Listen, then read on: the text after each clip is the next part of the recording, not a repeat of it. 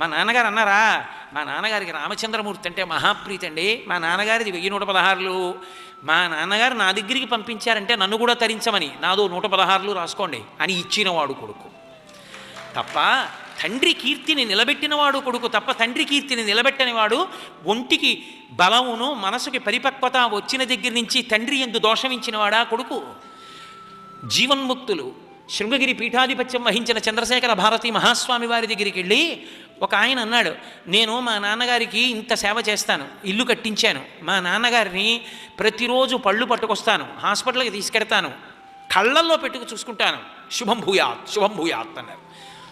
కానీ మా నాన్నగారేనండి నాతో ప్రేమగా ఉండరు, ఆయన ఏమిటో ఎప్పుడూ నన్ను తిడుతుంటారు అన్నాడు. వెంటనే జగద్గురువులు అన్నారు, తప్పు, ఆ మాట అనవద్దు. నీ తండ్రి పట్ల ప్రేమతో ప్రవర్తించడం నీ కర్తవ్యం, నీ తండ్రి యొక్క గుణములను విచారించడం నీ అధికారం కాదు.